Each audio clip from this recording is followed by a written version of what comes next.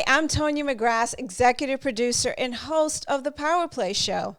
This week, I have Pastor Kenneth Young of the Calvary Baptist Church here in Haverhill, Massachusetts, to give some biblical perspective of what this past year has meant from Breonna Taylor to a new administration. He is a pastor passionate about social justice and how we, as the body of Christ, can all be engaged in what's happening in this world. That's the Power Play, coming up next. From the studios at Hull Bay Productions, this is the Power Play. Welcome to the Power Play. I am Tonya McGrath. From Breonna Taylor, a pandemic, to a new administration. This past year has, been challenging to say the least. We've seen protests on both sides of the racial and political aisle that has further divided us. We've seen leaders use God for their idea of social justice, but not for the greater good of mankind or this country. And with most churches closed, a pause in faith and purpose when it comes to the body of Christ. Well, my guest today has dedicated his work for social justice and equality, and he uses his voice to help others to walk with God.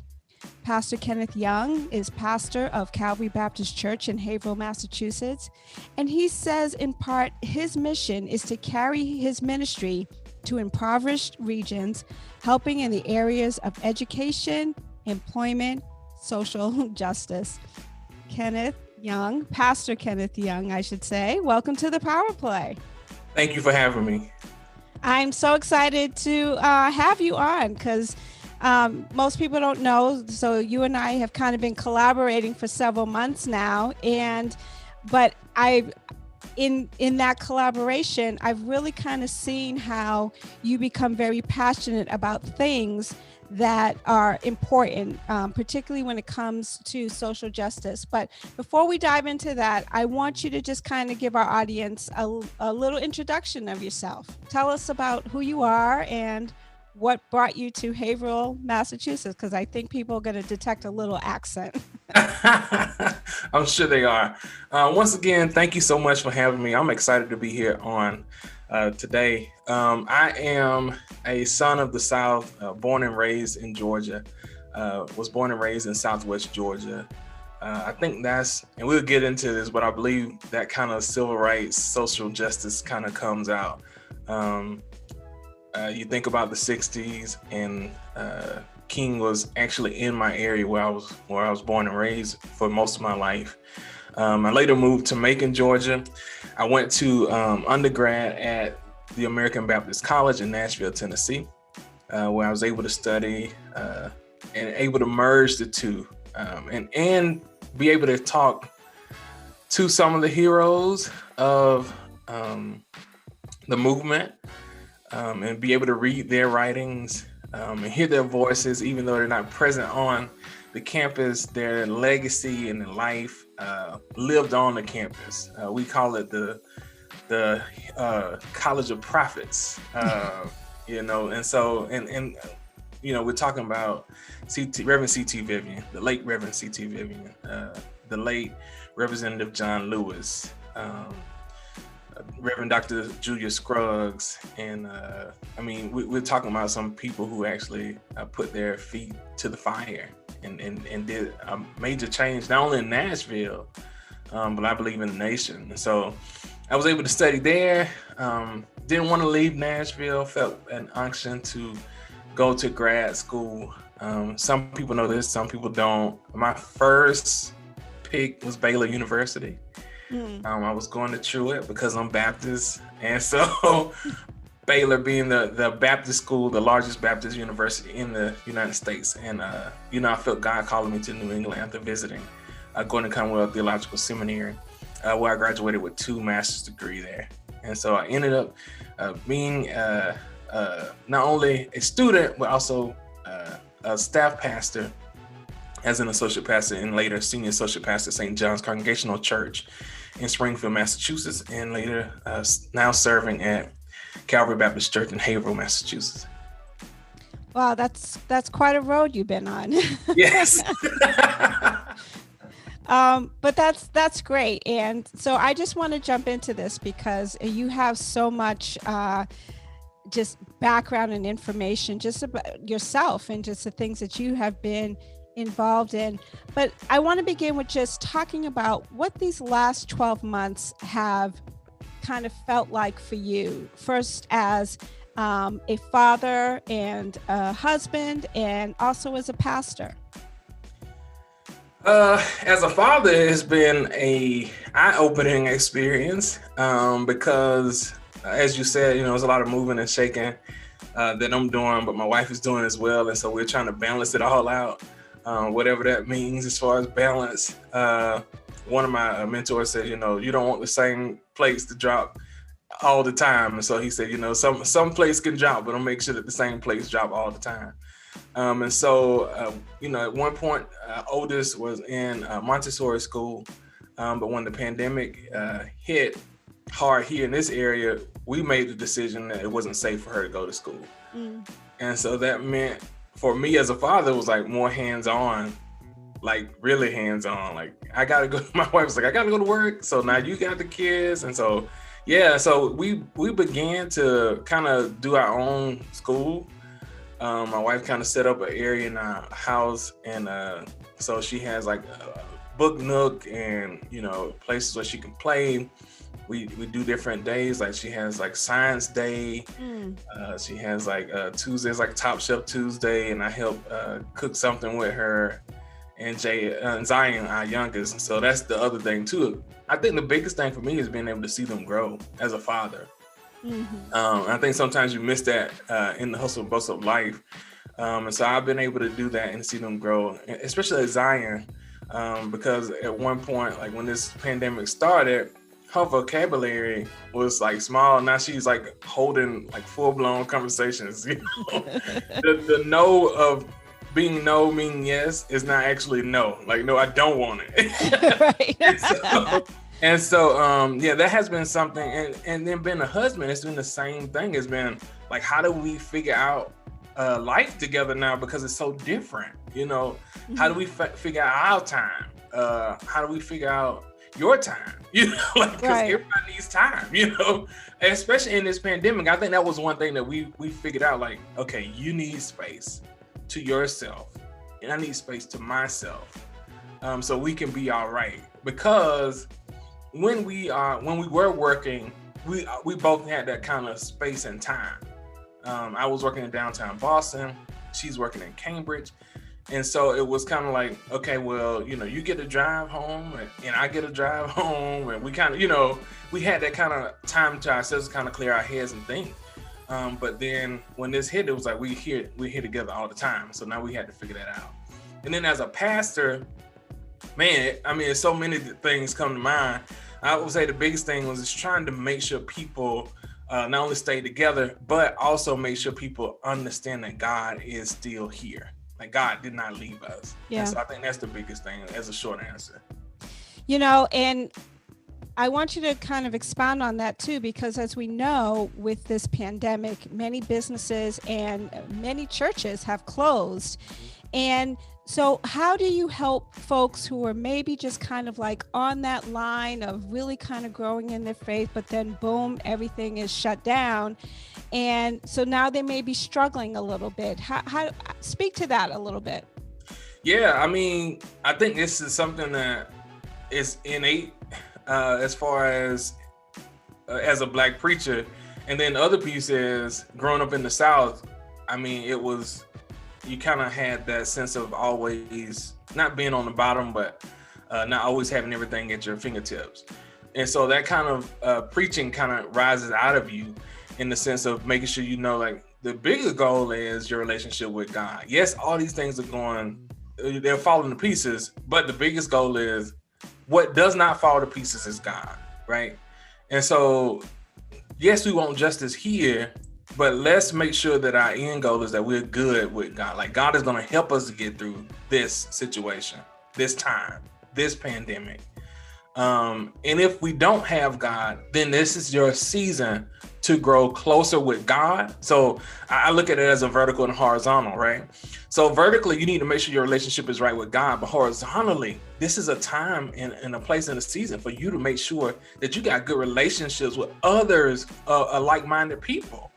And so what I saw was that people were like, man, I got a chance to go on a walk with my wife. I got a chance to actually like sit down. Right? Not only just sit down, but it was like, I got a chance to pray. I got a chance to sit down and read my Bible. Like I didn't feel rushed about everything. And so I think some personal growth did happen in the midst of all of this.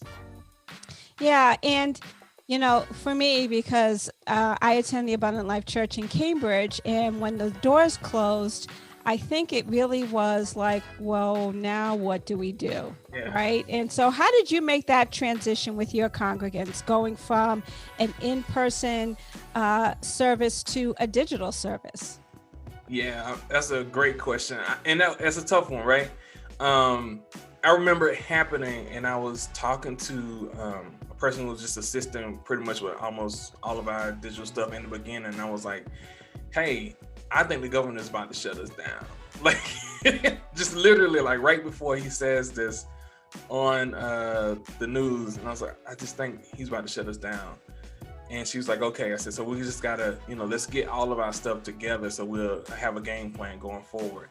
So we had the conversation. I had a conversation with all of my leaders and said, hey, this is what I believe is about to happen. Yes, there's gonna be limited capacity, but our last service in the church, I asked, I said, hey, I only need the essential people here. 4 singers with the preacher. They had a guest preacher that was coming in. I didn't want to counsel on her. And then I said, I need 1 usher to hold the door open and just a minimal amount of people that can count money. And 1 person is going to clean up and disinfect everything. What happened was I got people who like, well, I just need to see the church, just one last time. And I was like, okay, so this is not going to work. Even with the whole capacity thing, that make sure people stay safe. I said, after this Sunday, we are not going back in the church. And we made that clear. I met with our leaders and made sure they understood why they were in agreement with that. And then we began to move everything online to Facebook. That was the first movement, was just strictly Facebook. And so we knew most of our members there. We had been trying to make sure that we boost our page and things of that nature. And so that's how we started it. And a conference call. We already had a conference call line anyway. And so we used both. Yeah, I mean, you heard stories of churches like trying to kind of push the envelope and do services and then have these massive outbreaks of COVID, right? And so, I questioned, like, so how is it that, my pastor, Bishop Lawrence Ward, I'll give him a shout out.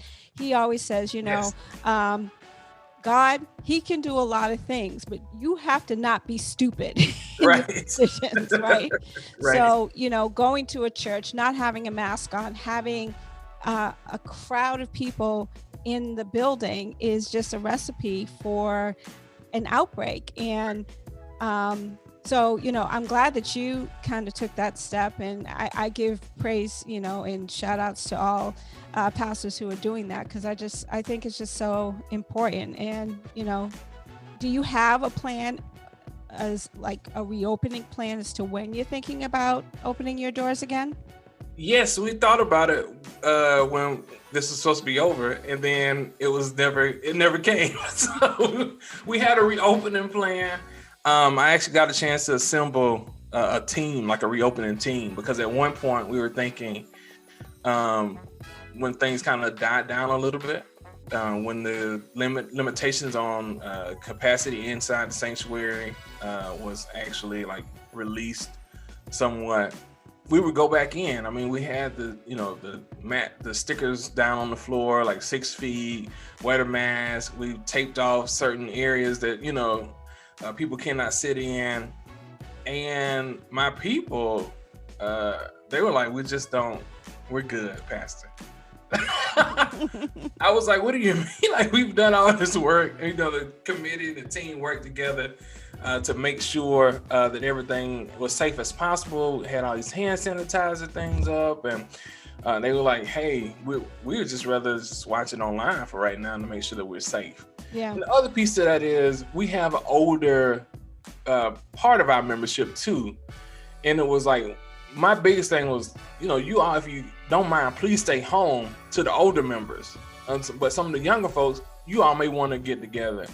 But the census was, we're good just watching it online. And part of that too is, and I'm not sure we're gonna get into this, is that what we ended up doing was saying, 35 minutes to 45 to 50 minutes was a Sunday service, which was a big swing from my at least hour and a half, right? Or more if it was like a special Sunday.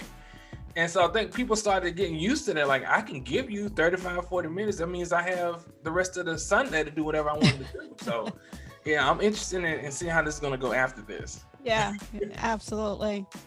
Well, I want to kind of pivot our discussion a little bit, because what you're here to talk about really is just, social justice, the biblical response to it, and how we can maybe in this new era, if you will, just start to kind of heal. And I want to kind of back up almost 11 months ago. A defining moment, I think, was the killing of young Breonna Taylor. When you heard of this story, and just to remind our audience, if you've been under a rock for a year, Breonna Taylor was in her own apartment when police issued a no-knock warrant, basically coming into the apartment. Her boyfriend at the time, who was a licensed armed individual, fired at the people coming in because he thought it was a break-in, and the police ended up shooting and killing her. And as a result, to this day, no charges have been put forth regarding the death of Breonna Taylor. When you first heard this story and everything that kind of came out as a result of this, tell me what your thoughts were. It was heartbreaking. I was infuriated, and furious, because it was another death. It was another death. I think that was the thing. Yes, you've seen the pictures and you heard the story, but then when you started like diving deep into what the argument was and understanding how they went in and how careless it was, right? People were shooting from inside the apartment. It was just horrific and terrifying. I think that was the thing. I couldn't find all the words when I first heard it. Partly because being from Georgia, we were already dealing with Ahmaud Arbery. And, calling people back home saying, hey, what's going on? And so they're telling me that. I see that video as well. And at that moment, it was almost too much.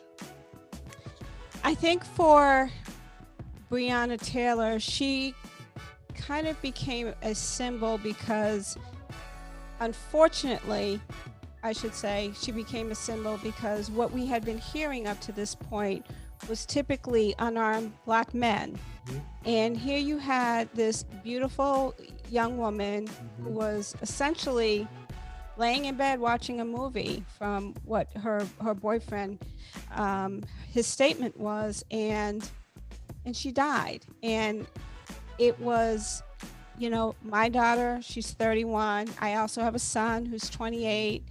And you just start to think about, like, where are you safe?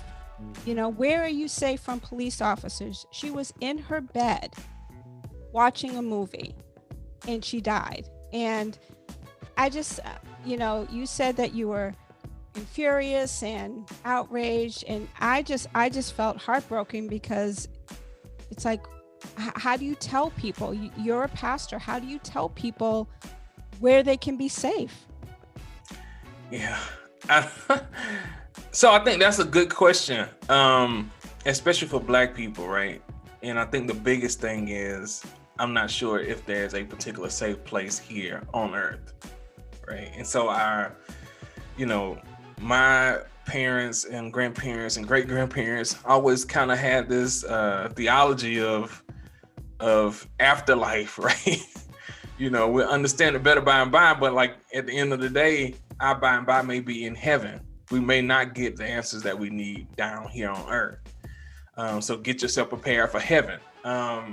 Not sure if I completely agree, but I understand under the circumstances, they were not safe anywhere either and could not trust anybody either. And so I think to be honest with you, I think that's the real answer. I'm not sure if there's a place where we can be safe. In these last few months, even in our own churches, here in the state of Massachusetts, we had a burning in Springfield, Massachusetts of a church. Yep. And so, I'm not sure if there is a particular space. I would say the church and our own community organizations and, our own, community centers and things of that nature should be a safe place for Black people because they built it, but, what we're seeing is white terror, white terrorism. And so I'm not sure if there is a particular safe space, which is heartbreaking. It is heartbreaking. Yeah. Then we fast forward a few months, and of course the world sees the killing of George Floyd. Mm-hmm. And at first it was really hard to watch. And then I almost kind of felt like I was becoming desensitized to it all because we kept seeing these same stories. You must have had people in your circle, in your church, just wanting to scream and yell and fight back. How do you minister to that level of anger? I think you have to be honest. I think that's the biggest, for me it was, right? I didn't want to come off as kind of like, oh, let me be pious pastor and tell you shouldn't be angry because you have the love of the Lord in your heart. And the Spirit should override all of that. And that's not the truth. Like, we are all human. I think for me, it was just being totally honest. This is what's happening. I am upset. I'm upset with the situation. I'm not understanding why God is allowing this to happen. I know he's allowing it to happen, but I don't understand why. And how we're gonna get through it. Like, let's cry together. Let's grieve together. Let's mourn together, and let's get through this together. And so I think that was the biggest thing for me is, speaking about the issues and then also trying to activate people after this, right? It's like, this happened. Yes, we can march, but we need to look at some policies here. We got to vote in November, and I know some people are feeling some type of way about voting, but this is one way to make sure our voices are heard. And you talked about this when you were doing your introduction, just the power of what you were able to witness growing up in the South. For me, when I saw how the Black Lives Matter movement really kind of gained a new and broader presence. You were seeing protests around the globe, in London, in Germany, in Africa, in Japan. People were protesting and saying enough. And for me, what that said is that,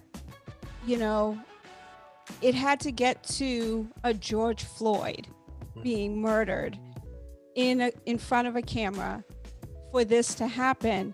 But my fear, honestly, and I'm a Christian, I walk with God, it's not going to be the last. So how do you kind of, reconcile this idea with, we need to be socially involved, we need to vote, we need to do this, but then also know this isn't the last time this may happen?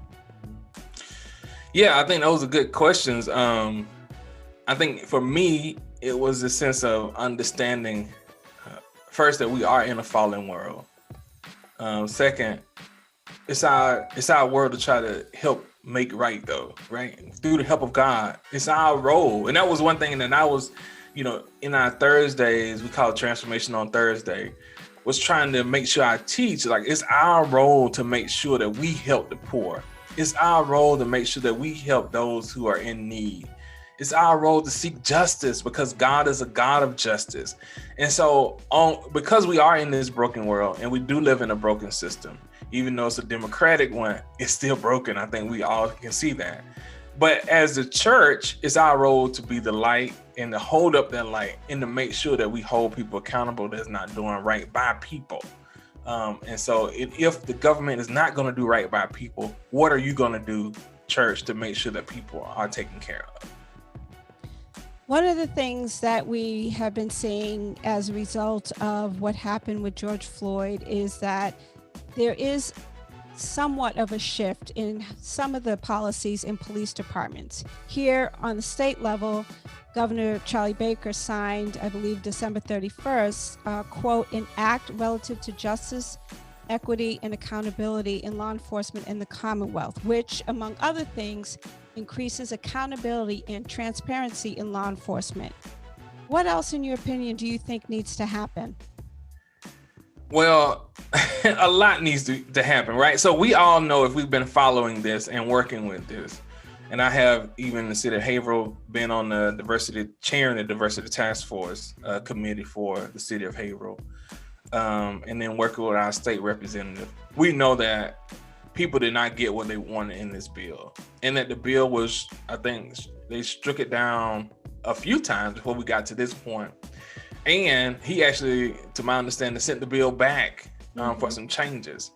I think this is a start. I mean, we need to get something on paper. Part of it is this trend, which is scary for me, that we have to trend this way because the people are telling us they want us to trend this way. And if I'm not trending and doing something for police reform, then I'm out of touch and I'm out of step. And cancel culture will cancel me out, which I really want to understand the real intent behind this, right? We're talking about a Republican governor in a majority, overwhelmingly blue state, right? The Democratic state. And so I just wonder, what was the purpose of just getting this, what you wanted out of the bill versus make sure that we hear from the people. I know that there's unions, police unions, and everybody's involved in that side, but we have a long way to go. I mean, when we look at the wage gap here, just take Greater Boston was like $8 of wealth, the wealth gap for Black people. I believe it was like 0 for Dominican. I mean, that's just, and then $250,000, around $250,000 for white people. That's insane. Yeah. And I mean, we have a long way to go. I want to see policy, as Congresswoman Ayanna Pressley said, policy is our love language. Like, we need policy around equality. Right. And it's not just the governor. I mean, even with our president now, like, this is great that you said all these things, but where's the policy? We need policy. Mm-hmm. We need a Black agenda. So, yeah. I interviewed the police commissioner of Cambridge, Dr. Branville Bard, shortly after George Floyd's death, and he had already in his department started making some overhaul changes in terms of accountability. And really one of his goals was to have police officers, I should say, be able to train others out of this bad behavior and holding those people as accountable as now. We know that the city of Boston has its first Black police commissioner.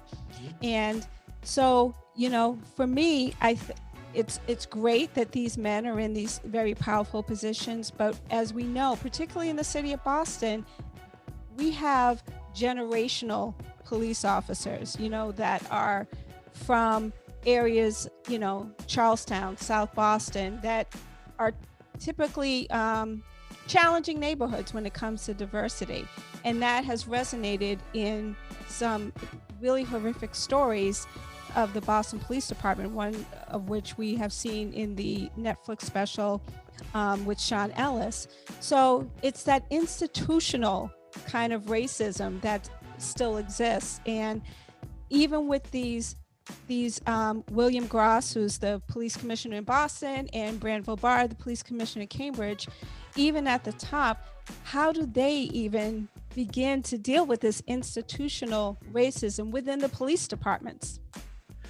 That's big. I mean, we're talking about a whole deconstruction of a system, and I think that's where we are as a nation. We have to deconstruct what whiteness has built. And what is centered around, which means that it's centered around making sure that I have privilege and you don't, making sure that I'm able to enforce my will on certain people and you don't have the power to fight back. And so that's a big issue. I mean, if you've seen recently, I seen the movie American Skin, and it was, I mean, a powerful one. I think Nate Parker and Spike Lee and, you know, Amari Hardwick, they did a phenomenal job in making me cry on MLK Day. I was sitting there like, I wasn't supposed to watch this today. But I think even in that film, it showed the fact that it's so ingrained in our culture that it's going to be hard to detangle ourselves from this. And if we're going to do this, it's going to take a lot of hard work, which means that we're going to have to retrain everybody. But it was one thing that our police chief here said in the conversation. I can't he said in the training, I can't take out the racism that's in a police officer, right? So I can train them, but if they're racist, that's who they are. Right. That evil is inside of them. And so I think the pre-screening, right? If we're going to actually turn the page, and we have to turn the page on how we began training people so that we'll be able to see that, okay, this person, whether psychologically, mentally, has an issue with people of color. And that's not the type of person we want. Yeah, it sounds like a logical step, but I don't know how realistic it can be. As you say, you know, most people hide their behaviors, hide their thoughts and their true feelings about things. You don't necessarily, whether it's policing or your corporate job or even as a pastor, you don't walk in and say, well, this is how I feel about you. And right. and I don't like you because you're short or because you're tall or whatever. But, you know, until we can truly hold police officers accountable for this type of behavior, because I think in most part we've seen police officers get away with things, or not being charged the more serious offenses, or just kind of been walked away. And you know, in the case of Breonna Taylor, there are no charges have been filed, and the attorney general down there just said that there wasn't any evidence to charge. Right. Until those kind of things can happen, I don't think that the trust of police officers being forthcoming with their internal beliefs and feelings is going to really make a difference.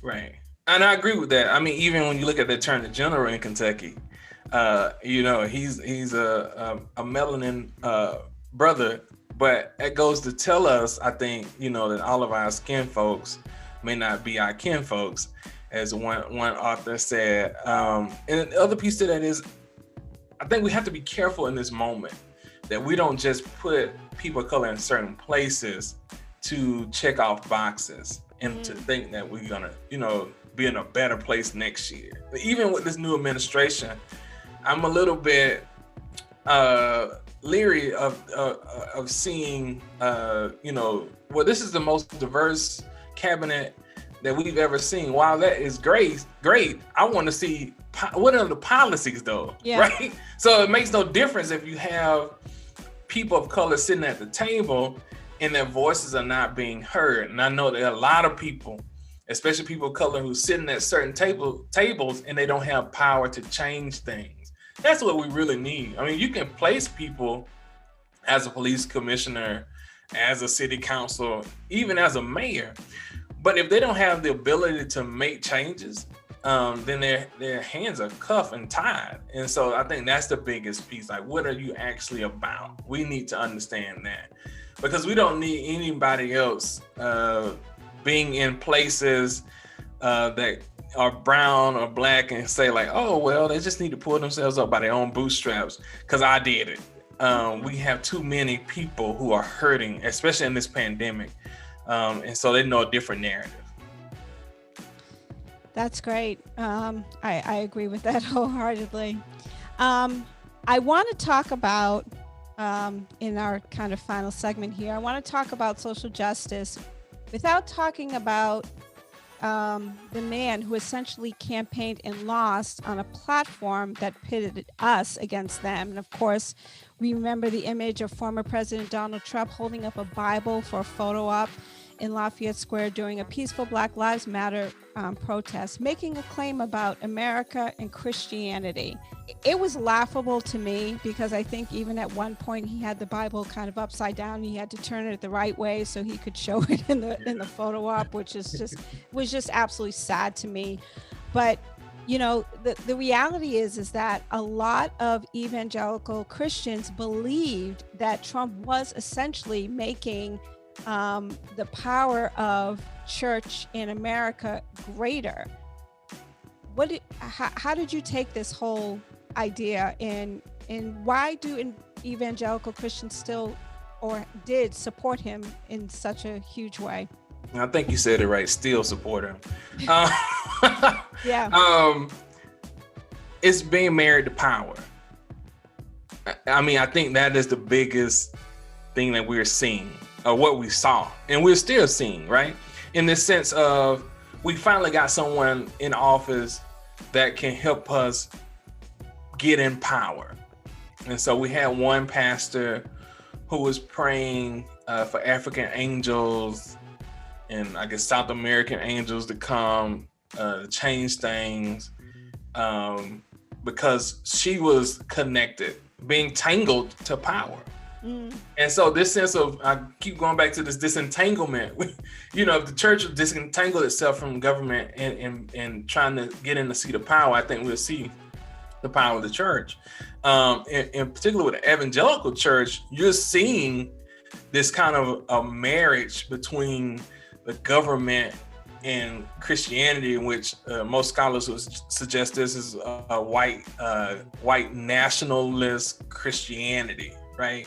That is one and the same, and that the name evangelical has been overtaken by a party. This politicization of evangelicalism has been taken over, and so this marriage was doomed to fail from the beginning, because even the person that was in that seat of power never really professed to be this evangelical. Right. And so it was a sense of you trying to cover up his wrongdoing. If you are a party of morality, like you say that you are, you seen someone that you was married to that was opposite of that, right? Mm-hmm. I continue to cheat on my spouse. I continue to lie. I continue to say nasty and mean and vile and vicious things about immigrants. But you're still connected to that because now you feel like you are connected to power. And power means I can do and say whatever I want to do and say. And so it was very eye-opening for me to see after this, you still had prominent white evangelical pastors, televangelists who laughed off the fact that our now president, Joseph R. Biden, would be president. You had them praying, God, how could you do this to us? Right? It was an eye-opening experience to see that this is how far this particular faction of the church has gone. And how far away that they are from their own roots as an evangelical church.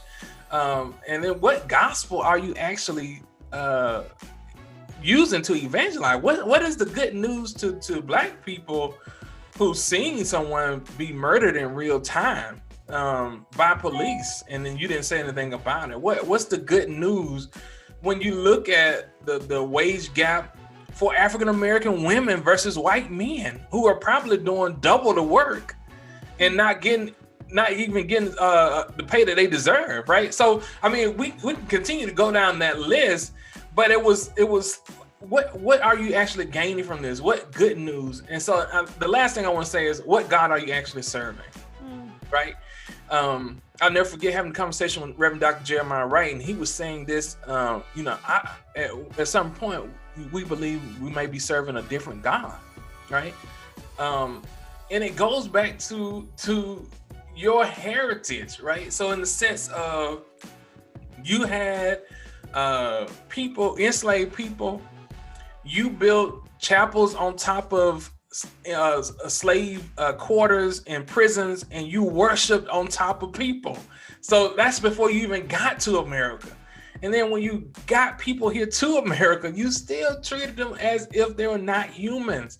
And then you use the Bible to curate this treatment, right? to make sure that we indoctrinate you to know that you are less than unless you serve our type of God, this white God. And so it is a phenomenal story to see this kind of dualism of what white nationalist Christianity has done to this nation, and then see the liberating factor of the Black church, who says, yeah, I sit in your worship service because I have to, but when this is done, I'm gonna go down to the hush harbor and pray to a liberating God, a God that hears, a God that's able to set us free.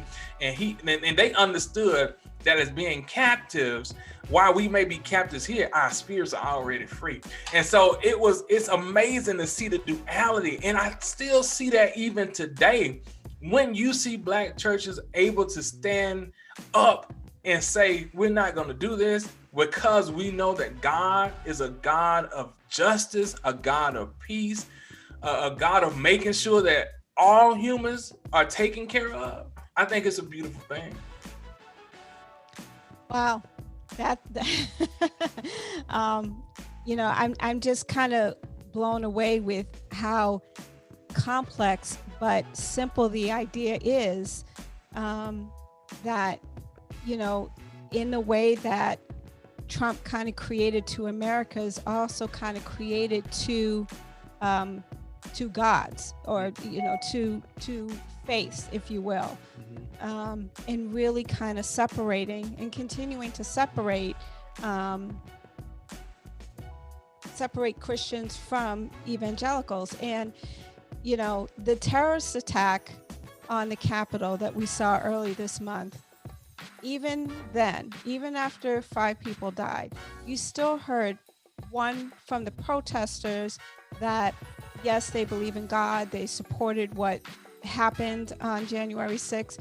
And you also had evangelicals coming out and still supporting Trump. And you saw people in his party not wanting to, some did, but not really want to come out, and Ted Cruz is the person I have most in mind, not really want to come out and blame him for this carnage.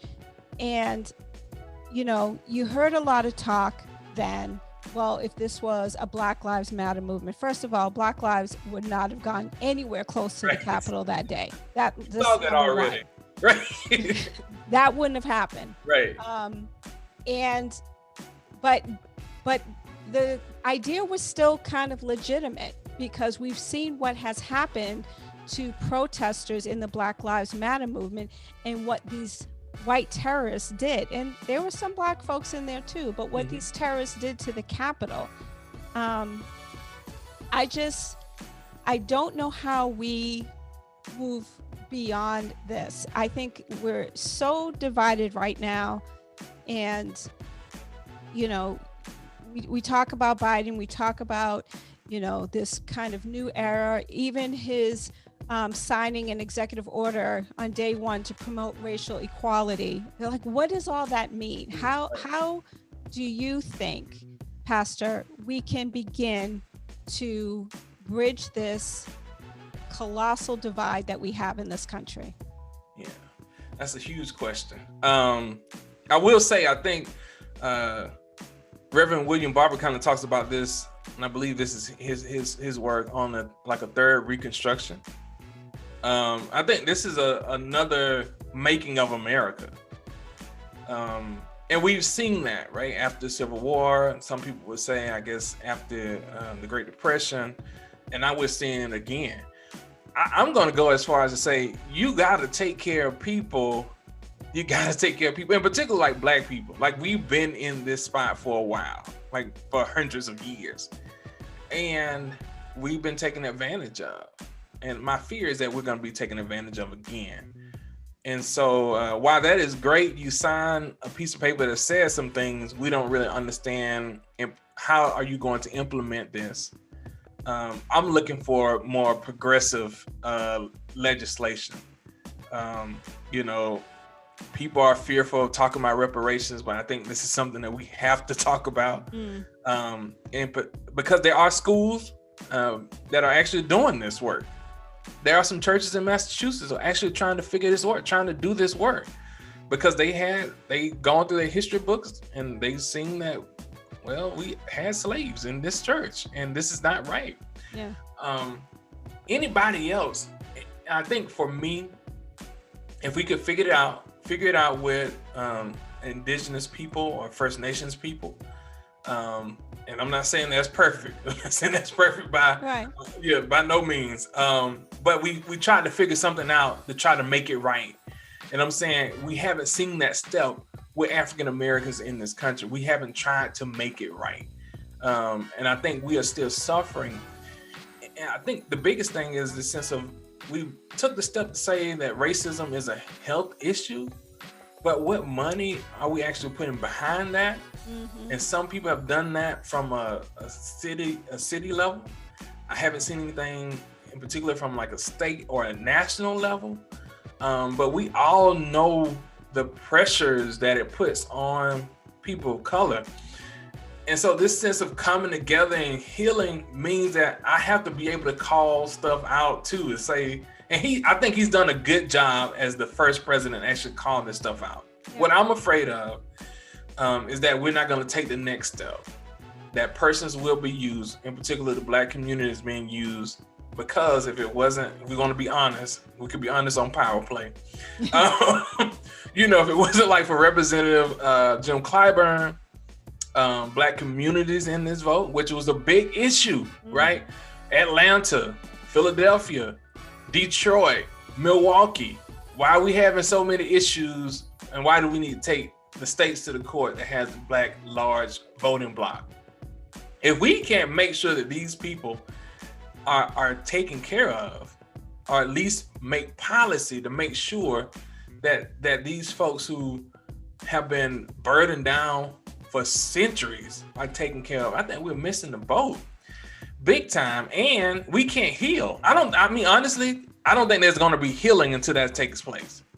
I really believe that. I really believe that there's going to always be strife until someone takes the steps to make sure that Black people in this country are okay, because you're going to always have that. You have companies and organizations who are trying to figure it out.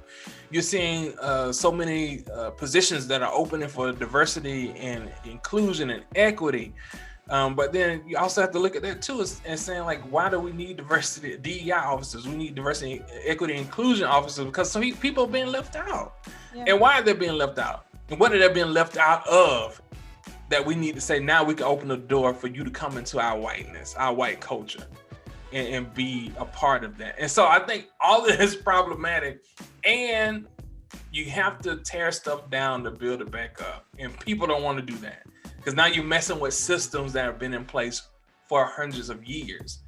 And so I think that's a tall task, because we don't get to healing until we break the stuff down to get to the root of the problem.